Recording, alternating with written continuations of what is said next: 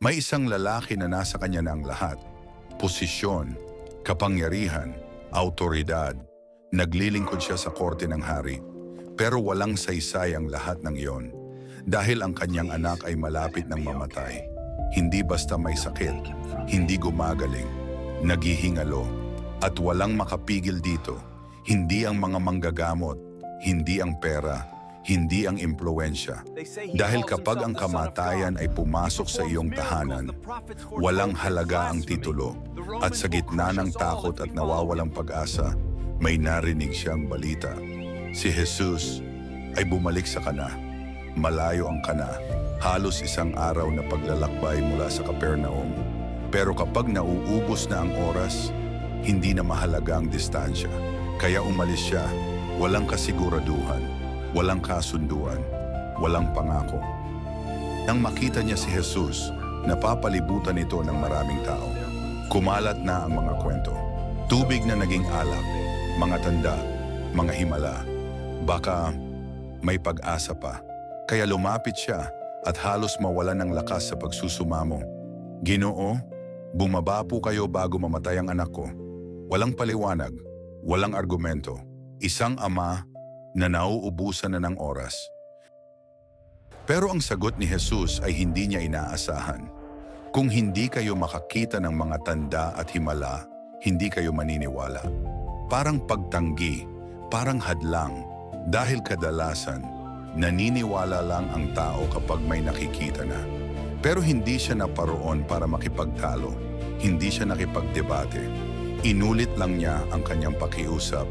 Ginoo, pakiusap, pumunta na kayo bago mamatay ang anak ko. At doon may sinabi si Jesus na simple, tahimik, pero makapangyarihan. Umuwi ka, magaling na ang anak mo. Iyon lang, walang himalang nakita, walang paghawak, walang pagsama pa uwi. Mga salita lang, at dito nagsimula ang pinakamahalagang sandali. May pagpipilian ng lalaki, manatili, humingi ng patunay, maghanap ng tanda, o umalis na ang hawak lang ay isang pangako. At kahit hindi niya nakikita, pinili niyang maniwala. Hindi dahil may ebidensya, kundi dahil nagtiwala siya sa nagsalita. Kaya tumalikod siya at nagsimulang umuwi. Mas mabigat ang daan pa uwi dahil ngayon wala siyang hawak, walang patunay, walang balita. Isang pangungusap lang ang paulit-ulit sa kanyang isip. Magaling na ang anak mo. Ang bawat hakbang ay hakbang ng pagtitiwala o pagdududa dahil ito ang pinakamahirap na uri ng pananampalataya, yung naglalakad kahit wala pang nakikita.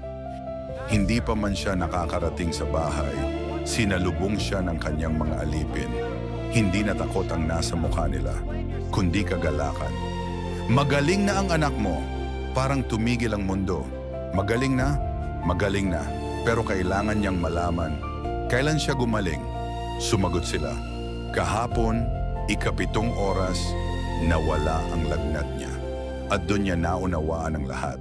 Iyon ang mismong oras na nagsalita si Jesus. Hindi kailangang pumunta ni Jesus, hindi kailangang hawakan, hindi niya kailangang naroon dahil sapat na ang kanyang salita.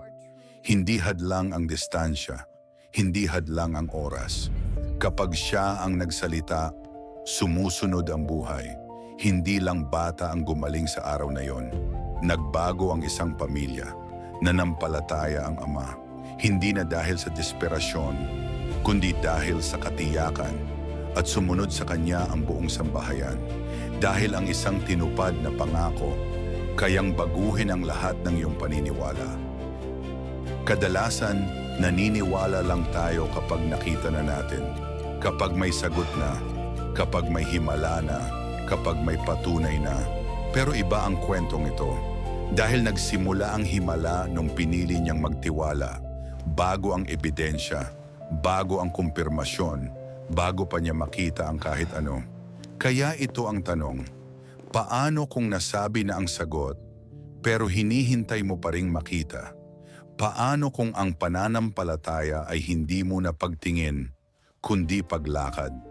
Dahil minsan, Hindi nagsisimula ang himala kapag nagbago na ang sitwasyon.